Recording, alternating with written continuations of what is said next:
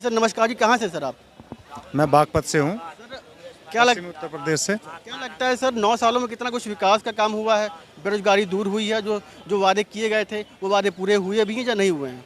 उनके खुद के वादे पूरे हो रहे हैं, जनता के कोई वादे पूरे नहीं हो रहे और सिर्फ जनता का टॉर्चर हो रहा है महंगाई का।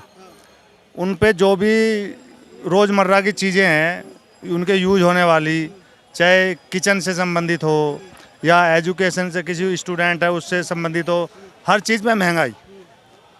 किताबें वो इतनी महंगी हो गई हैं कि आम आदमी ले नहीं सकता। दवाइयाँ, एक सेरोडोन की गोली पहले 1 रुपए की आती थी, आज 5 रुपए की आती है। और तो तुम देख ही रहे हो आप भी। भाजपा दावे कर रही है कि हमने विकास किया है, हमने इकोनॉमी को बूस्ट किया है, डबल इकोनॉमी हो गई है। अडानी का और रिलायंस का ही विकास किया है, वरना देश का कोई विकास नहीं हुआ है। जितनी भी कंपनीज हैं, जितने भी भारत में व्यापार हो रहा है, आदान प्रदान हो रहा है, सारा इंडस्ट्रीज इन्हीं का ही हो रहा है।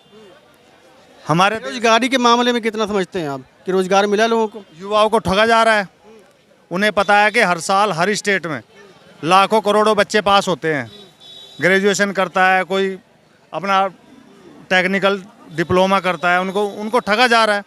ये क्या करते हैं, इनका फंडा ये है, पहले एग्ज़ाम फीस होती थी 200 रुपये। अगर कोई 25 से 30 हज़ार की नौकरी का कोई आवेदन करता है, सरकारी नौकरी का, तो उसकी आवेदन फीस होती थी 100 रुपये। अब उन्हें पता है कि 50 भर्ती निकाल दो तो लाखों करोड़ों फार्म आते हैं और अब इन्होंने कर रखा है 1000 रुपये फीस।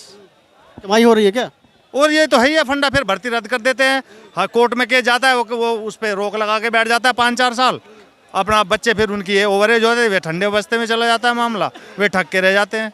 सरकार ये कह रही है कि हमने भाई सरकारी नौकरियां के अल्टरनेटिव खोज दिए हैं, जॉब मिल रहे हैं, कहीं ना कहीं लोगों को खुद का रोजगार दिया है, ये कह रही है। MSME के थ्रू जितने भी वो कह रही है कि हमने 4 लाख से ऊपर के 4 करोड़ से ऊपर से लोन बांटा है हमने युवाओं को। लोन तो देखो, लोन इनका एक पर्सनल मैटर है। लोन तो किसानों को भी दे रहे हैं ये लोग।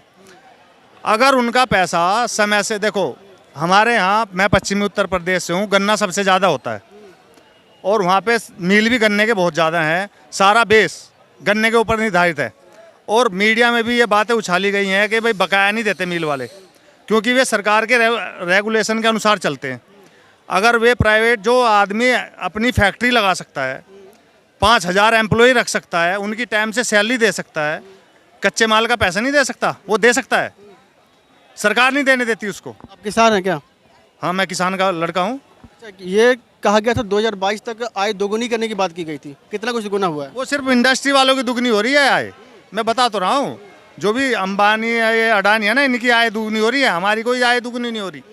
हमारे पास 10 बीघा ज़मीन है मेरे पिताजी के पास, और सिर्फ जिसके पास हम गन्ना बोते हैं, एक बीघा में कम से कम 60 से 70 कुंतल गन्ना निकलता है हमारे यहाँ। तो उसका पैसा समय से नहीं दिया जाता। उसको क्या है कि पूरे साल भर का, जो अगर 1 या 2 लाख रुपए का गन्ना पैदा होता है तो उसका पैसा साल भर के अंदर नहीं देते ये लोग, 1.5 साल में देते हैं। और जब आदमी मजबूरी, क्योंकि खर्चे सबके बंधे हुए हैं, बच्चों की फीस जानी है, घर का खर्चा है, 70 खर्चे हैं घर के अंदर, कहाँ से लाएगा पैसा? तो इन्होंने क्या कर रखा है, इनकी मजबूरी का फ़ायदा उठाया जा रहा है।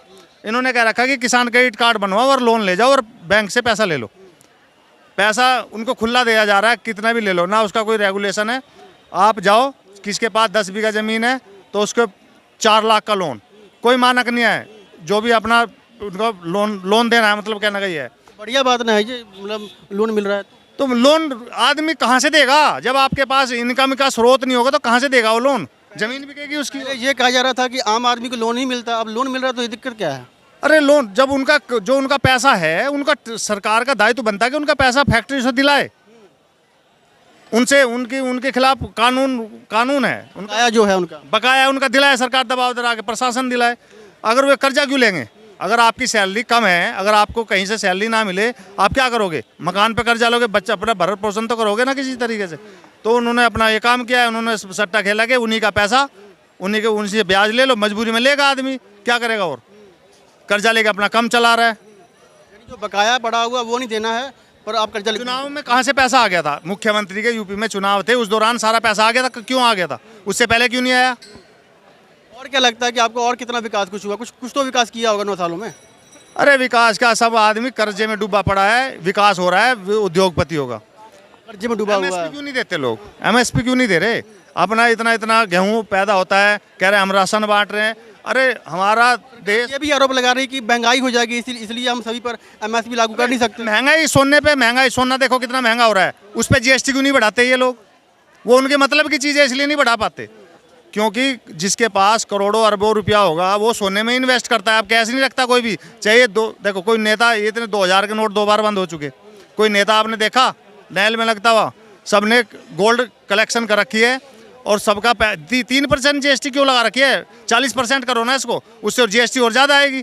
जब भाई इन्वेस्ट सबसे ज़्यादा होता है उसमें, तो इसमें 40% करो जीएसटी। इनके मतलब की चीज़ें 2-3 करोड़ इन्वेस्ट कर देते हैं, जीएसटी सबसे कम जाती है। आम आदमी कितना सोना खरीदेगा? 1 तोला 2 तोला, उस पर क्या वही नहीं खरीदा जाता उससे? तो अपने घर का खर्चा चलाएगा, सोना खरीदेगा। इनके पास करोड़ों है, BMW है, मर्सिडीज है, ये खूब खरीदते हैं और ना दबा के बैठ जाते हैं। जब महंगा हो जाता है, महंगा तो ये होता है सोना। क्या ऑप्शन क्या लग रहे हैं 24 में फिर?